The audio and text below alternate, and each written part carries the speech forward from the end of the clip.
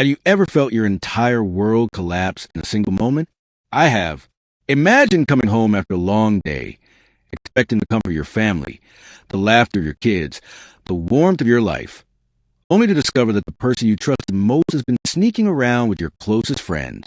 Months of lies, secret messages, lunches that weren't innocent, hotel stays, even a planned weekend getaway, all hidden right under your nose. What would you do? Would you scream, break things, or get even? This is exactly what happened to me. And I'm going to tell you how I took control, reclaimed my life, and served the most satisfying revenge imaginable. My name is Ethan Harper. I'm 39, and I live in Brighton, England. I had a life that, on the surface, looked perfect. I was married to Clara, 38, and we had 3 incredible kids. I always believed in monogamy and loyalty, in building a stable home where the children would feel safe. My dream was simple: one woman, one home, a life together, and the kind of childhood for my kids that I never had. Over the years, other women tried to flirt with me. I ignored them every time. My heart, my loyalty, my everything was with Clara, and yet she had cheated before. Once with a married co-worker over a couple of years, and once with an old high school boyfriend when she went out of state.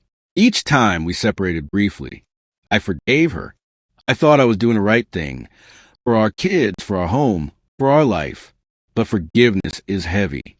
It sits in your chest like a stone, and no matter how much you try to swallow it, it never dissolves completely. For 4 years, I convinced myself that we were past it, that everything was fine, that I could trust her again. I was wrong. 2 months ago, everything changed. A message came to me from a friend's wife.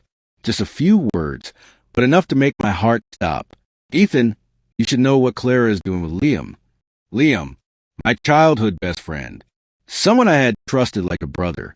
My stomach turned as I tried to laugh it off. No, that can't be real, I told myself. But the evidence was there. Secret messages, lunch meetups, hotel stays, even a planned weekend getaway. Clara hadn't just cheated. She had built a hidden life while I believed ours was safe. When I confronted her, she didn't deny it. She calmly explained that she felt unfulfilled, drawn to someone who appreciated her more. The casualness of it, the lack of remorse, felt like a knife twisting in my chest. Imagine standing in your own kitchen, kids play in the next room, while your wife casually admits she's been seeing your best friend. I couldn't breathe. Rage, disbelief, confusion, they all swirled together inside me. For days, I couldn't sleep. Every memory with Clara, every moment shared with Liam, felt poisoned. I questioned myself. Was I not enough? Had I been blind? How had I missed the signs? I forced myself to eat, to go to work, to play the role of the father and husband my kids needed, but inside, I was falling apart. My confidence shattered. Trust wasn't just gone. It had been replaced by a constant, gnawing bitterness. One thing became painfully clear. I couldn't stay. Not in that house. Not under those circumstances. But then, slowly, a thought began to take shape. I had a choice. I could crumble under betrayal, or I could take control. I could fight, not with rage, but with precision, strategy, and quiet strength. I began gathering proof.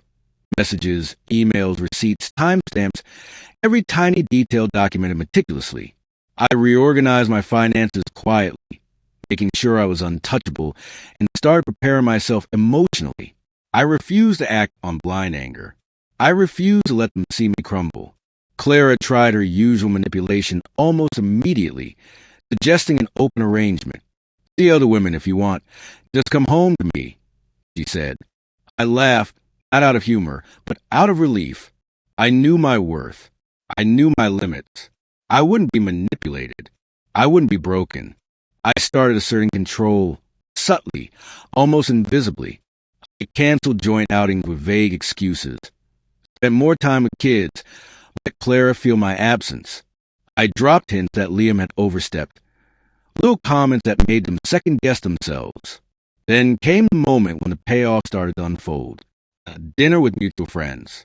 Liam tried to act confident, smiling, laughing, as if nothing had happened. I made a casual comment about that little weekend trip last month must have been fun. Their faces drained of color. They understood immediately. I knew everything.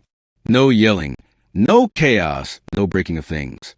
Just quiet, controlled devastation. I had reclaimed the power they thought they'd stolen. Through it all, my kids were my anchor. Betrayal was mine to bear, but I could not let it affect them. I maintained routines, gave them a sense of stability, answered their questions gently and honestly without exposing the full ugliness, and spent time with them on little adventures, reminding them that life was still safe, normal, and full of love. Every interaction reminded me that I wasn't just fighting for myself. I was fighting for their emotional security. I consulted a lawyer quietly, not to attack, but to protect. Custody arrangements were prepared in advance. Joint finances were reviewed to prevent surprises, and all evidence was documented for future mediation or court proceedings. Everything was precise. Clara and Liam could no longer manipulate me. Every lie they told would carry consequences.